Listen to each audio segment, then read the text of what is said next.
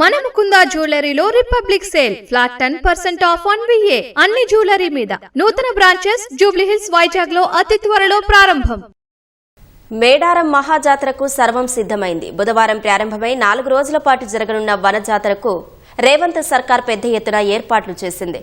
బుధవారం సాయంత్రం సారలమ్మ, పగిడిద్దరాజు, గోవిందరాజుల రాకతో మహాజాతర మొదలు కానుంది. గురువారం సమ్మక్క తల్లి గద్దెపై కొలువు తీరనుండగా వనదేవతలతో నిండు జాతర ఆవిష్కృతం కానుంది. వనం జనారణ్యమై కోలాహలంగా మారే సమయం ఆసన్నమైంది. ఆదివాసీ సంస్కృతి సంప్రదాయాలకు ప్రతిబింబంగా నిలిచే తెలంగాణ కుంభమేళ మేడారం మహాజాతర బుధవారం నుంచి ప్రారంభమవుతోంది. మాఘమాసం పౌర్ణమి రోజుల్లో ఏటా 2 ఏళ్లకోసారి ఈ జాతర వేడుకగా జరగడం ఆనవాయితీగా వస్తోంది.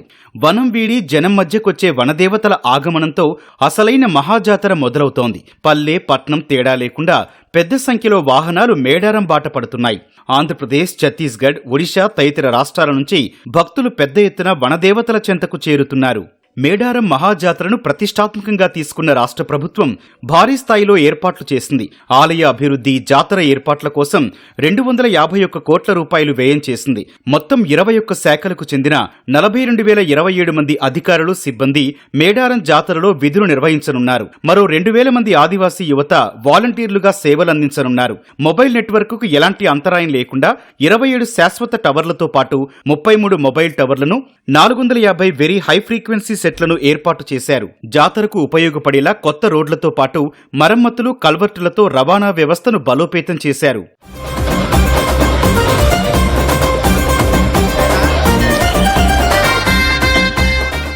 బుధవారం నుంచి మొదలయ్యే జాతర కోసం ముందుగా మహబూబాబాద్ జిల్లా గంగారం మండలం పూనుగొండ్ల నుంచి పగిడిద్దరాజు డప్పు, డోలు వాయిద్యాల నడుమ శివసత్తుల నృత్యాల మధ్య మేడారానికి బయలుదేరాడు. బుధవారం రాత్రి జంపన్నవాగు మీదుగా మేడారం గద్దెల వద్దకు చేరుకోనున్నాడు. ఇదే సమయానికి కన్నెపల్లి నుంచి సారలమ్మ, ఏటూరు నాగారం మండలం కొండాయి నుంచి గోవిందరాజులు గద్దెలపైకి చేరతారు. జాతర 2వ రోజు గురువారం లక్షలాది భక్తుల కోలాహలం నడుమ సమ్మక్క సగౌరవంగా గద్దెలపైకొస్తుంది. జాతర 3వ రోజు దేవతలంతా గద్దెలపై ఉండి భక్తులకు దర్శనమిస్తారు. శనివారం రాత్రి దేవతలు తిరిగి వనప్రవేశంతో జాతర ముగుస్తుంది. ఇప్పటికే దూర ప్రాంతాల నుంచి వ్యయ ప్రయాసలు లెక్క చేయక జనం వనానికి తరలివస్తున్నారు. జంపన్నవాగులో పుణ్య స్నానాలు చేసి మొక్కులు చెల్లించుకుంటున్నారు.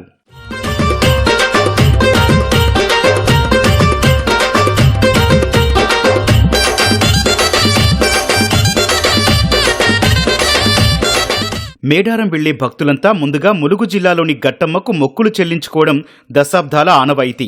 ఆర్టీసీ, ప్రైవేటు వాహనాల్లో వచ్చే భక్తులు ఇక్కడ ఆగి కొబ్బరికాయలు కొట్టి పసుపు కుంకుమలు సమర్పించి అమ్మవారిని దర్శించుకుని మేడారం బాట పడుతున్నారు. గేట్వే ఆఫ్ మేడారంగా పిలువబడుతున్న గట్టమ్మగుట్ట దేవాలయం భక్తులతో కిక్కిరిసిపోయింది. అధికారులు ఆలయం వద్ద ప్రత్యేకంగా పార్కింగ్ సదుపాయం ఏర్పాటు చేయడంతో భక్తులు సులభంగా మొక్కులు చెల్లిస్తున్నారు. జయశంకర్ భూపాలపల్లి జిల్లాలోని భూపాలపల్లి, గణపురం, రేగుండ, చిట్యాల మండల కేంద్రాల నుంచి మేడారం వెళ్లే బస్సు పాయింట్లను MLA Gandra Satyanarayana Rao, Parakala RTC depot manager, ప్రజాప్రతినిధులతో కలిసి జెండా ఊపి ప్రారంభించారు. జాతరకు వెళ్లే భక్తులు ఆర్టీసీ సేవలు తప్పక సద్వినియోగం చేసుకోవాలన్నారు. బస్సు కేంద్రం వద్ద VI టెక్నాలజీతో చిన్నపిల్లలకు, వృద్ధుల చేతులకు QR కోడ్తో కలిగిన స్టిక్కర్లను వేస్తున్నారు. ఒకవేళ జాతరలో ఎక్కడైనా తప్పిపోయినట్లయితే QR కోడ్ ఆధారంగా సులభంగా గుర్తించేందుకు ఈ టెక్నాలజీని ఉపయోగిస్తున్నారు. మరోవైపు అమ్మవార్ల దర్శనం కోసం వెళ్తున్న భక్తులతో వరంగల్ జిల్లా వర్ధన్నపేట ప్రయాణ ప్రాంగణం కిటకిటలాడుతోంది. మేడారం జాతరకొచ్చే భక్తులను దృష్టిలో పెట్టుకుని తాత్కాలికంగా BSNL మొబైల్ టవర్లు ఏర్పాటు చేసినట్టు BSNL Warangal general manager Arvind Kumar తెలిపారు. జాతరలో భక్తులకు ఎలాంటి నెట్వర్క్ సమస్యలు లేకుండా చూస్తున్నట్లు చెప్పారు.